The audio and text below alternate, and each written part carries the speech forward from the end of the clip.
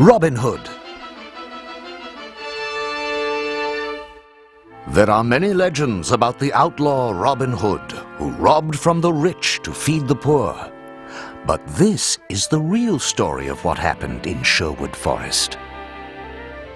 One day, Robin Hood and Little John were walking through the forest. Robin and Little John saw the king's golden carriage passing through the clearing. "I thought King Richard was away," Little John said. "That impostor is his brother, Prince John," Robin Hood sneered. Wicked Prince John and his aide, Sir Hiss, cackled over the gold they were stealing from all the townspeople. But Prince John didn't call it stealing. "Taxes!" he chuckled. "Beautiful, lovely taxes!" There, on the road ahead of them, Prince John saw two gypsy fortune-tellers. He did not know that the two gypsies were really Robin Hood and Little John in disguise. Prince John stopped the coach and invited the gypsy women inside the carriage to tell his fortune. As Robin Hood told Prince John's fortune inside the royal coach, Little John quickly began taking back as much of the prince's ill-gotten fortune as he could. When Robin and Little John had taken all the gold they could carry, they ran off into the forest, leaving the bewildered prince behind.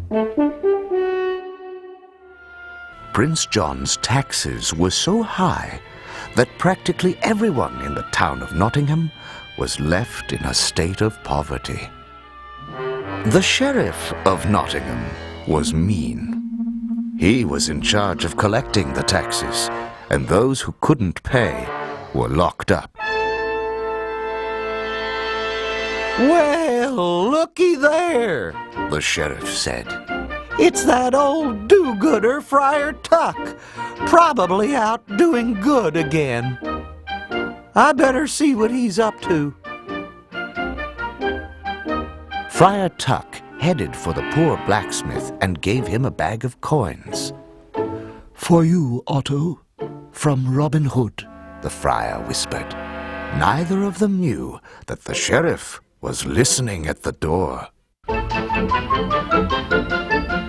The sheriff heard coins jingling inside the cast where Otto had hidden the money. "Let me give you a hand.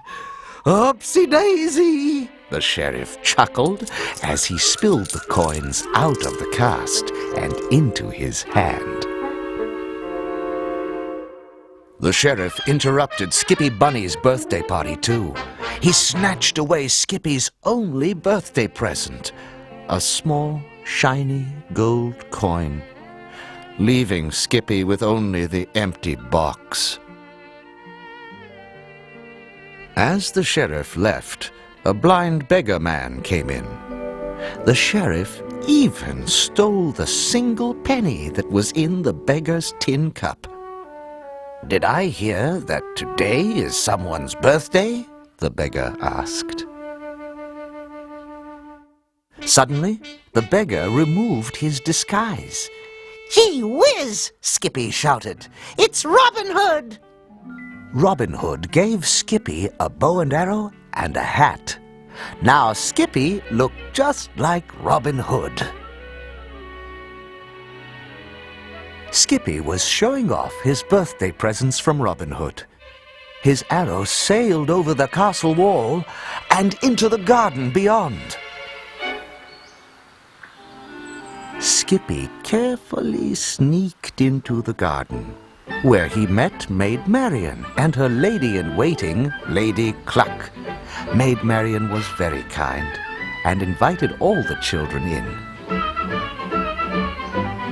"Mommy said you and Robin Hood are sweethearts," Baby Bunny said.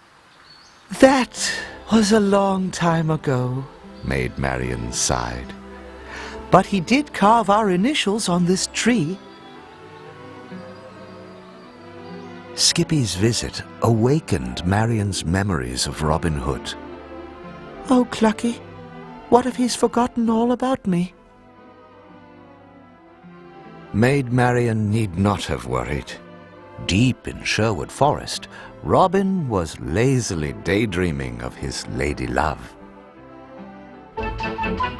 Friar Tuck came along and told Robin and Little John that Prince John was holding an archery tournament the very next day. Maid Marian is going to give a kiss to the winner, the friar said. A kiss to the winner? Robin smiled. Come on, Johnny. What are we waiting for? The next morning, fanfares trumpeted and drums rolled, signaling the beginning of the Tournament of the Golden Arrow. Everyone watched excitedly as the majestic procession marched to the castle. Prince John knew that Robin Hood couldn't resist showing off his skill with a bow and arrow. My trap is set, The prince cackled. Robin Hood will come to the tournament. How will I know him? Maid Marian asked Lady Cluck. Little did she know that Robin Hood and Little John in disguise were watching her. Oh, don't worry, my dear. Lady Cluck said. He'll let you know who he is. I am Sir Reginald, Duke of Chutney, Little John said with a flourish and a bow as he approached Prince John's royal box in a regal disguise. Maid Marian and Lady Cluck joined Prince John and the Duke of Chutney in the royal box. Robin Hood, disguised as a skinny-legged stork, joined the procession of archers who were competing for the day's prize. As he passed Maid Marian, Robin Hood gave her a flower and let her know who he was, just as Lady Cluck had predicted. Soon, Robin Hood and the sheriff were the two finalists in the tournament. The sheriff cheated to try to win.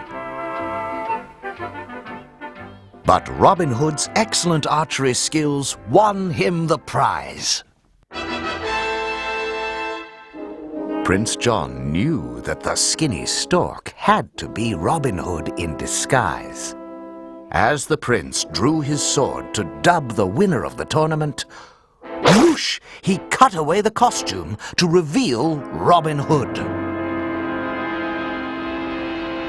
Thinking quickly, Little John used a little sharp encouragement to convince Prince John to release Robin Hood. With Prince John's guards in pursuit, Robin Hood, Maid Marian, and all their friends made a swift escape from the castle and headed back to Sherwood Forest. That night, the glade in Sherwood Forest resounded with the songs and dances of a victory celebration. His humiliation at the archery tournament only made Prince John more angry. Double the taxes! Triple the taxes! He screamed to the sheriff and Sir Hiss. Prince John taxed the heart and soul out of the poor people of Nottingham. If they couldn't pay their taxes, the sheriff threw them in jail. The sheriff even stole the last penny from the church's poor box. That was the last straw for the usually peaceful Friar Tuck. You thieving scoundrel! Friar Tuck roared as he chased the startled sheriff into the churchyard. Whack! Friar Tuck knocked the sheriff right in the head with a quarterstaff. You're under arrest for high treason to the crown, The sheriff cried as he led the poor friar away to jail in chains. High in the castle, Prince John schemed again. I'll use that fat friar as bait to snare Robin Hood, the prince growled. Prince John knew that Robin would try to rescue Friar Tuck. A familiar beggar man wandered into the courtyard and watched as the sheriff prepared the gallows for Friar Tuck. Robin Hood had an idea. As the sheriff snoozed soundly, Robin Hood and Little John climbed over the castle wall. Quick as a flash, Robin waylaid one of the guards and took his place. Disguised as a guard, Robin stole the sheriff's keys and let Little John into the jail. "You release Friar Tuck and the others," Robin whispered to Little John. "I'll drop in on the royal treasury." Little John happily went to work, unlocking the chains and shackles of all the imprisoned townsfolk and preparing them for the big jailbreak. Meanwhile, Robin Hood made his way to the tower bedroom where greedy Prince John lay sleeping, surrounded by bags and bags of his ill-gotten tax money. Working quickly, Robin rigged a pulley system to carry the money bags out of Prince John's room and down to Little John, who waited in the courtyard below. Friar Tuck and the other prisoners scurried out of the jail with as much of the tax money as they could carry. Just as Robin Hood made off with the last bags of coins, Sir Hiss woke up and called for the guards. With the castle guards shooting their arrows from below, Robin Hood made a daring leap from the tower, and the hapless Prince John was pulled along with him. As Robin Hood scampered to open the drawbridge, Little John and the others hurried away from the castle. Robin Hood stayed behind to deal with Prince John and the sheriff. Angrily swinging a flaming torch at the fleet-footed Robin Hood, the clumsy sheriff set fire to the castle.